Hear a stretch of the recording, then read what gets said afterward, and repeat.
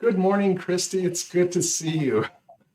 I've been looking forward to this interview with you and just hear so much more about Reiki from you. And you've been doing so many wonderful things with this. So, my question to you right now is how did you come to discover Reiki? Oh, well, good morning, JR. It's good to see you as well. I came to discover Reiki through prayer. For a very long time, I was miserable and exhausted, and I felt alone and lost. And a friend of mine who's a Reiki master teacher came to me one day and said, "Hey, would you like to learn Reiki?" And I felt heart called to say yes. And for me to feel heart called to just say yes pretty much immediately without researching something into oblivion and second guessing myself was pretty profound. And so a couple of months later, I became a level one Reiki, which deals with like, your personal body. Level two is the mental and mental energetic bodies. And then Reiki master teacher just means that you're able to attune others to become Reiki practitioners. And every day is different and every day is beautiful, even in all of its beautiful chaos. I understand what you mean. How would you describe your sessions in Reiki? Well, I have two different distinct types that I offer. I have in-person and distance Reiki sessions. They're both very similar in that you receive Reiki as soon as you book your session. That way, it just kind of gives you just a chance to have like your own ahas and just kind of be an intention for some of the things that are coming to mind as you fill out the intake form. And in the beginning of the session, we go over the intake forms and kind of start from there.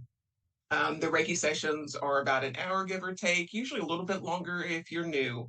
And then we just talk about, what happens next. I encourage you before, during, and well, usually during, and most definitely after to drink lots and lots of water just to help move the energy, soak in a hot salt bath or do a foot soak, or just try and just kind of chill out for the rest of the day.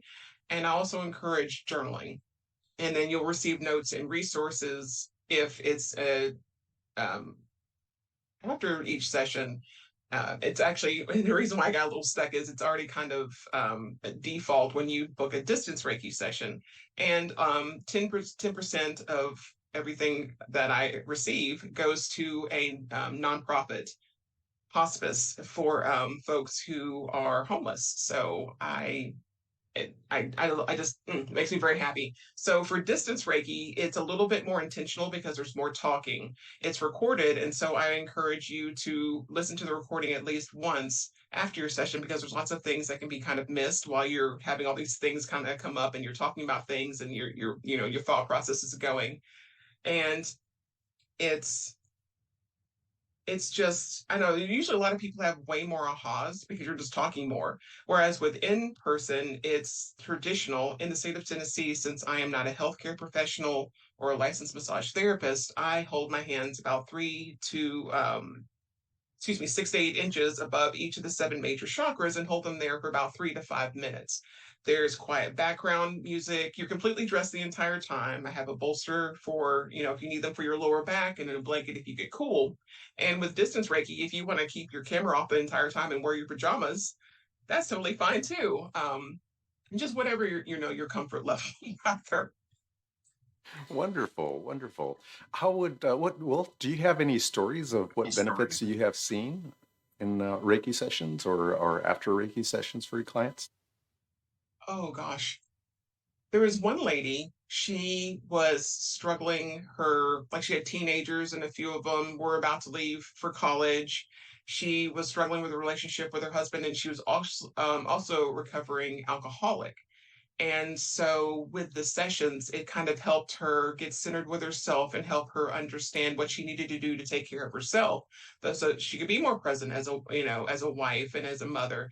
And now she's doing amazingly well. The relationship with her husband is really great, and she's a grandma now, so she gets to be a grandma and have that experience with her children and her grandchildren. So that's uh that's just beautiful things like that are just I love why just one of many reasons why I love doing this work. That's such a beautiful share. Thank you again for this quick little interview, and I look forward to talking to you again. Have a blessed day. Oh, thank you. You too. Thank you so much for this opportunity. I appreciate it.